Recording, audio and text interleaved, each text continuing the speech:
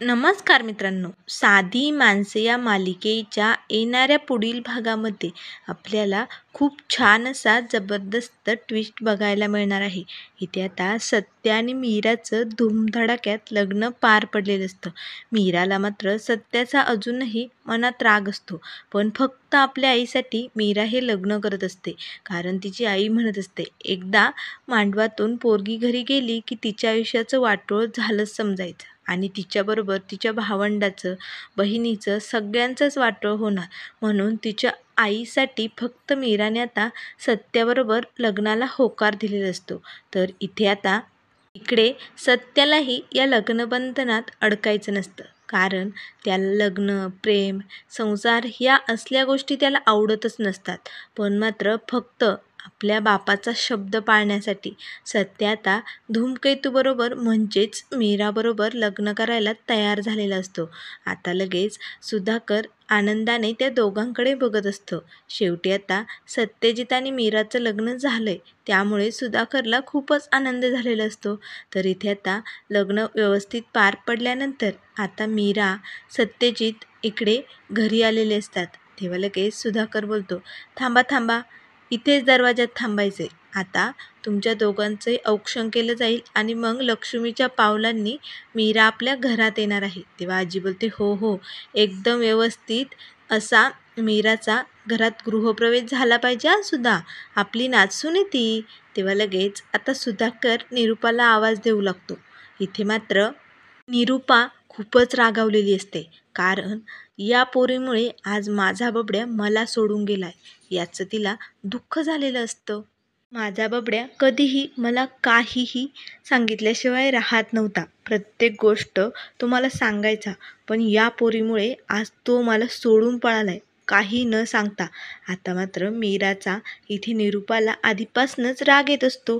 पण आता तिचा बबड्या घर सोडून गेल्यामुळे तिला मीराचा आणखीनच राग यायला लागतो. तेवढेच आता सुधाकर येतो आणि म्हणतो, निरूपा चल ना, इथे काय करते तू? अगं आपली सून आली घरात, तिचा गृहप्रवेश करायचा आहे, चल बरं पटकन सामान घे, चल चल. तेव्हा निरूपा बोलते, मी आणि हिचा गृहप्रवेश शक्यच नाही आहे. मी नाही मोकळी त्या मोलकरणीचा गृहप्रवेश करायला. आणि हो, तशीही ती माझ्या बबड्याची बायको नाही आहे, आता तुमच्याच त्या पनोतीची बायको झाली ना ती आता. मग तुम्हीच करा तिचा गृहप्रवेश. तेव्हा लगेच सुधाकर बोलतो, काय बोलतेस निरूपा तू? सत्यजित हा आपलाच मुलगा आहे, लक्षात ठेव.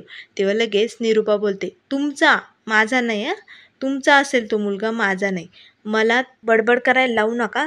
एकतर माझा बबड्या गेल्याने माझं ना डोकं भिनभिनायलं असेल. कुठे गेला असेल, काय करत असेल, कसं होईल त्याचं, या विचाराने ना मी गोंधळून गेले. त्यामुळे प्लीज तुम्ही माझं डोकं खाऊ नका आता. तेव्हा लगेच सुधाकर बोलतो, तुझा बबड्या, अगं तुझ्या लाडामुळे आज ही वेळ आली. बघितलं, सगळ्या लोकांसमोर आपल्याला खाली बघण्याची वेळ आली होती. पण फक्त आज माझ्या सत्यजितमुळे आज माझी मान वर झाली. त्याच्यामुळे सगळ्यांसमोर माझं नाक कापता कापता राहिले. तेव्हा त्या लगेच निरूपा म्हणते, हो का, मग जा, तुम्ही करा तुमच्या सुनेचा पाहुणचार, गृहप्रवेश, हो की नाही? तशी तुमची आई आहेच तुम्हाला सोबत, जा मग. तर आता लगेच सुधाकर म्हणतो, ठीक आहे, तुला नाही यायचं ना, तर तू नको येऊ. तर आता सुधाकर, आजी आणि रवी तिघे मिळून सगळी तयारी करतात आणि आता मस्त मीराचं औक्षण करून मीराला माप ओलांडून घरात यायला सांगतात. त्याच वेळेस लगेच आजी बोलते, नाही नाही हां, असं आतमध्ये नाही यायचं. माझ्या नातसुनेला नाव घेण्याचे, उखाणा घेण्याची पद्धत वगैरे काही माहिती आहे की नाही? कोण घेईल उखाणा? तेव्हा आता मीरा म्हणते, मला मला उखाणा नाही जमत हो.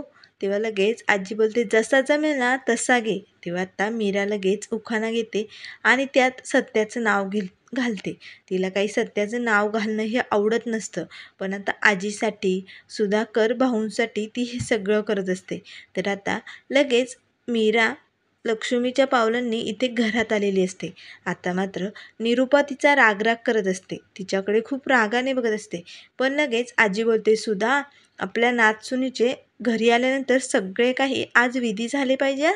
तेव्हा लगेच सत्या बोलतो, आजी आता कसले विधी आहेत, आता झालंय ना लग्न. सत्या लगेच आपल्या डोक्यातील फेटा वगैरे काढून टाकतो आणि आपल्या रूममध्ये जाणार तेच सुधाकर म्हणतो, सत्या थांब, तुला कळत नाही का, आजी सांगते ते कळत नाही का? अरे मोठ्या माणसांचं ऐकत जावं, तुला सांगितलंय ना मी. तेव्हा लगेच सत्या म्हणतो, पण आता कसली विधी आहेत बाप, आता तू म्हटला तर लग्न झालंय ना. तेव्हा लगेच त्याचे बाबा बोलतात, अरे नुसतं लग्न झालं म्हणजे झालं असं नाही. अजून आता तुम्हाला भरपूर खेळ खेळायचे, खूप मजा करायची. आता बघा, आपण ना इथे सगळे विधी करणार आहोत, थोड्या वेळेस थांबा. तेव्हा आता लगेच सत्या बोलतो, ठीक आहे बाप, तुला जे काय करायचंय ना ते कर, पण मी पहिले हे कपडे बदलून येतो बरं. असे म्हणून सत्य त्याच्या रूममध्ये जातो. आता मात्र मीरा त्याच्याकडे रागानेच बघत असते. तेव्हा आजी बोलते, मीरा ये इकडे, तू दमली असते ना, बैस बरं इथे, बैस. तरी ते आता रवी, सुधाकर भाऊ आता हे अंगठी शोधण्याचा कार्यक्रम, त्यासाठी ते दुधाचं पाणी वगैरे सगळं काही करत असतात. तर इकडे पंकज मात्र पळालेला असतो. पण मात्र इकडे आल्यानंतर सारिकानेच त्याला चुना लावलेला असतो. आता सगळे पैसे गोड बोलून सारिकाने तिच्या अकाउंटवर घेतलेले असतात. आता मात्र पंकजही तिच्या प्रेमात वेडा झालेला असतो. त्यामुळे त्यालाही सारा आपल्याला फसवते हे काही दिसतही नाही आणि जाणवतही नाही. त्यामुळे आता सारिकाबरोबर पंकजला उल्लू बनून पैसे घेऊन दुबईला फरार झालेली असते. इथे मात्र पंकज एकटाच आता रडत बसलेला असतो. कारण न घाटका न घरका अशी अवस्था झालेली असते. तर इकडे घरही राहिलं नाही आणि इकडे पैसाही राहिला नाही. आता धड त्याचा बिझनेसही होणार नाही आणि त्याची प्रेमिका सारिका ही त्याला सोडून पळाली. तो सारिकाला फोन लावण्याचा खूप प्रयत्न करतो, पण मात्र सारिका काही त्याचे फोन उचलत नाही. ती आणि तिची मैत्रीण इकडे मस्त एन्जॉय करण्यासाठी दुबईला आलेले असतात. तेव्हा लगेच तिची मैत्रीण बोलते, अगं सारा असं काय करते, फोन घे ना त्याचा, तुझा लवर आहे ना तो. तेव्हा लगेच आता सारा बोलते, नाही नाही फूट, त्याच्यासाठी मी फक्त पैशासाठी प्रेमाचं नाटक केलं आहे. आता मला माझे पैसे मिळाले, त्यामुळे आता पंकज कोण होता हे मला काही आठवत वगैरे नाही, असे आता ती तिच्या मैत्रिणीला बोलत असते. आता मात्र दोघीही एकमेकींच्या हातावरती टाळ्या देतात आणि जोरजोरात हसत असतात. इकडे मात्र पंकजचे खूपच हाल चालू असतात. आता पंकजकडे घरी जाण्याशिवाय दुसरा कुठलाही मार्ग नसतो. तरी ते पंकज म्हणत असतो, आता मला बाबा घरात घेतील का, त्यांचे PFचे सगळे पैसे मी इकडे उडवलेत. आता सारिकाने मला फसवलंय, पण माझ्याकडे दुसरा कुठलाही मार्ग नाही आहे. घरी काय झालं असेल याची त्याला काही भनकही नसते. तर इथे आता दुसऱ्या दिवशी निरूपा सकाळी उठल्यानंतर जोरात आरडाओरडा सुरू करते. तेव्हा लगेच सुधाकर बोलतो, काय झालंय तुला, काय झालंय बोल ना. तर आता निरूपा म्हणत असते, मला ना माझ्या घरात ही पनोती आणि ही मोलकरीण मुलगी नकोय, कारण हिच्यामुळेच आज माझा बबड्या मला सोडून गेलाय. आता मात्र सुधाकर बोलतो, निरूपा काय म्हणतेस तू, अगं ती या घरची सून आहे, आपल्या घरची सून, आणि पंकजची जरी बायको झाली नसली ना तरी सत्यजित बरोबर तिने लग्न केलंय, सत्यजित या घरचा मुलगा आहे. तेव्हा निरूपा म्हणते, हो का, पण हे घर माझं आहे, तुम्ही विसरले का, हे घर माझं आहे म्हणून. तेव्हा लगेच सुधाकर म्हणतो, निरूपा काय बोलतेस तू.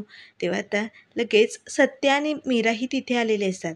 तेव्हा आता लगेच म्हणत असते, हो तुमचा हा मुलगा सत्यजित, सत्यजित कुठला सत्यानाश, पनोती काही कामाचा नाही आहे, आणि आता त्याची बायको हीही घरात आली, एवढ्यांना पोसायचं का आपण, नाही नाही नाही, मला काही जमत नाही, माझ्या घरात मला हे दोघेही नको आहेत. आता मात्र मीरा सुधाकर भाऊंकडेच बघू लागते. सुधाकर भाऊ म्हणत असतात, निरूपा असं काय करते तू, अगं आपली सून आहे ती. तेव्हा त्या लगेच निरूपा बोलते, असेल तुमची सून, मला काही माहिती नाही, मला हे दोघेही या घरात नकोय, यांच्यामुळे माझा लाडका बबड्या मला सोडून गेलाय. तर आता सत्या मात्र निरूपाला म्हणतोय, निरूपा गप्प बैस, हे माझ्या बापाचं पण घर आहे बरं का. तेव्हा निरूपा बोलते, हो का, मग तुझ्या बापाला विचार हे घर निरूपाने कसं आणलंय ते. तेव्हा आता निरूपाने हे घर सगळं तिच्या माहेरवरून आणलेलं असतं, ही सगळी तिची प्रॉपर्टी असते. त्यामुळे सुधाकर भाऊंनाही निरूपापुढे काहीही बोलता येत नाही. तर आता सत्या म्हणतो, ठीक आहे, तुला नकोय ना मी या घरात, नकोय ना. तर लगेच सत्याचे बाबा म्हणत असतात, सत्या ऐक ऐक, अरे निरूपाला सवयच आहे, शांत हो, जरा वेळाने तिचं डोकं शांत झालं ना की ती काही म्हणणार नाही. तू कुठे जाणार आहे सुनबाईला घेऊन.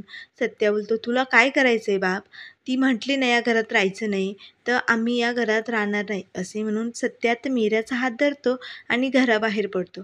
आता मात्र सत्य आणि मीरा दोघे मिळून कसा संसार थाटणार हे आपल्याला लवकरच बघायला मिळेल. त्यामुळे मित्रांनो, अशाच मालिकेंच्या अपडेट पाहण्यासाठी चॅनलला लाईक करा, सबस्क्राईब करा आणि व्हिडिओ पाहिल्याबद्दल धन्यवाद.